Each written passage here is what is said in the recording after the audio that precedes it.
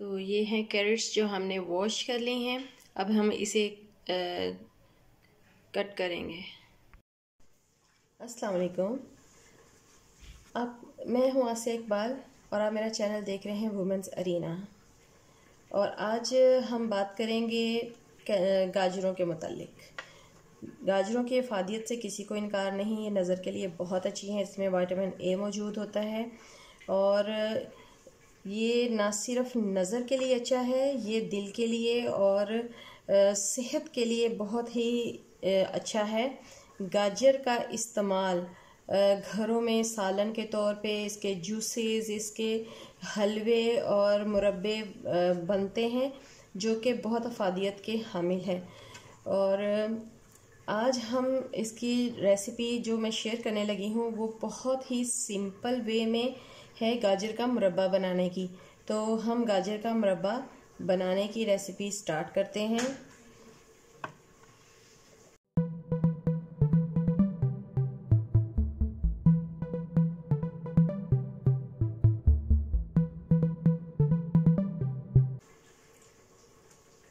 इसके लिए हमने गाजरें ले ली हैं, इन्हें धो लिया है और धोने के बाद हम इसकी कटिंग कुछ इस तरह से करेंगे कि इसको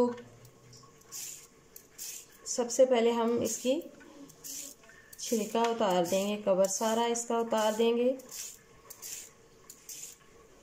और फिर हम इसके पीस करेंगे।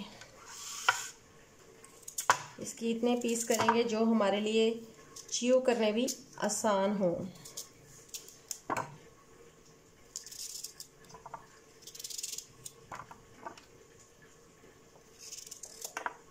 इस तरीके से हम इस साइज़ के अकॉर्डिंगली मुरब्बे के लिए हम कटिंग कर लेंगे सारी गाजरों को।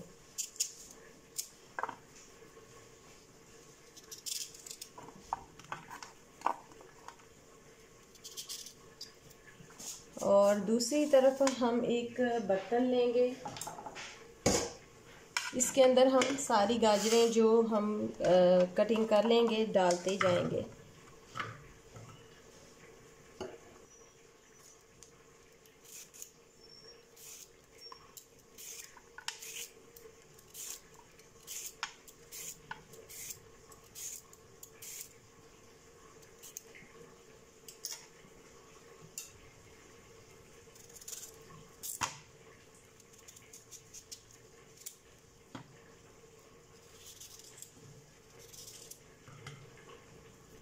गाजर का मुरब्बा हमारी सेहत के लिए इतना अच्छा है और ये तकवीयत देता है हमारे दिल को। और जो प्रेग्नेंट ख़वातीन हैं जिनका दिल बहुत मतलाता है गर्मी की वजह से, क्योंकि बॉडी के अंदर एक हीट पैदा हो रही होती है प्रेगनेंसी की वजह से, वो भी अगर नहार मुँह सुबह सुबह उठकर खाली मैदे ये गाजर का मुरब्बा खाते हैं तो उनको भी वो जो मुश्किल महसूस होती है प्रेगनेंसी में, एक ख़ास किस्म का दिल का मतलाना और सारा दिन तबीयत बोझल वो चीज़ नहीं रहती।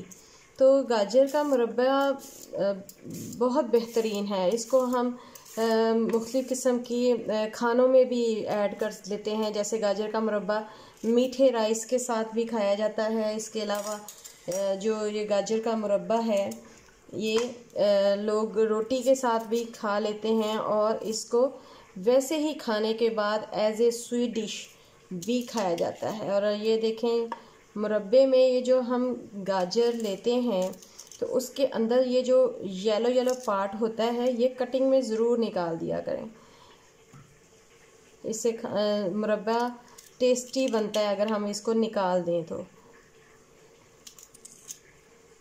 अगर हम इसको ऐसे ही एज इट इज़ अंदर रहने देंगे तो वो थोड़ा सा खारापन सा फील होता है। इसकी हम इस तरीके से भी कटिंग कर सकते हैं कि येलो पार्ट आए ही ना, उसके गिर्द गिर्द से यूँ उतार लिया जाए। तो ये बहुत आसान तरीका है गाजर को कटिंग करने का। इसी तरीके से हम अपनी बाकी भी सारी गाजरों को कटिंग इसकी कर लेंगे। जी, तो ये तमाम हमने कैरेट्स को कट कर लिया था और फिर इसमें 2 kg शुगर ऐड करके इसके ऊपर स्प्रिंकल करके इसको ओवरनाइट के लिए रख दिया। तो जब हम इसे ओवरनाइट के लिए रख दिया है तो इसमें इसे की है कैरेट्स ने पानी छोड़ा है। यह हमने तकरीबन 5 किलो गाजरें ली थी और इसमें 2 किलो हमने डाली है शुगर। और अब ये सारी रात क्योंकि पानी में पड़ा रहा, शुगर में ही पड़ा रहा है, तो इसने अपना पानी छोड़ दिया है। ये देखें, इसने अपना पानी ही छोड़ दिया है। अब हम इसे क्योंकि ओवरनाइट पड़ा रहा है, अब गाजर भी थोड़ी सी नरम हो गई होगी किसी हद तक।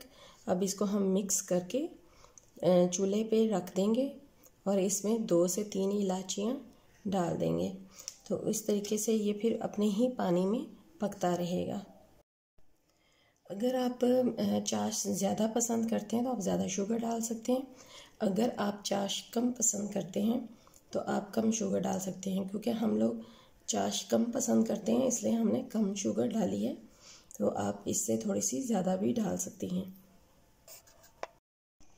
ये देखें व्यूअर्स, हल्की आंच पे तकरीबन मीडियम टू लो पे ये पकता जाएगा अपने ही पानी में।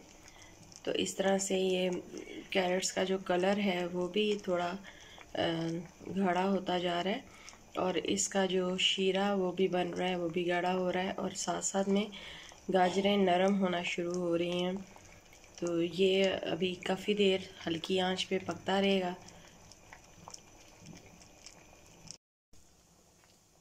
अब हम जब ये पक रहा होगा तो इसमें एक लेमन डाल देंगे। इस लेमन का फ़ायदा ये है कि इससे क्रिस्टल्स नहीं बनेंगे, चीनी जमेगी नहीं, लेकिन इसकी खटास आपको बिल्कुल भी खाने में फील नहीं होगी।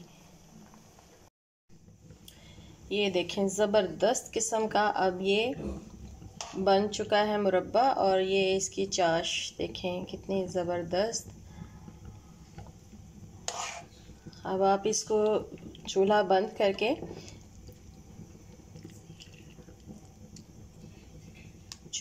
करके आप इसको रख सकते हैं ठंडा होने के लिए। उसके बाद आप इसे किसी भी जार में स्टोर कर सकते हैं। और अगर आप चाहें तो इसमें थोड़े से बादाम वगैरह भी ऐड कर सकते हैं और चाहें तो थोड़ा सा ज़ाफ़रान का फ्लेवर या ज़ाफ़रान भी ऐड कर सकते हैं।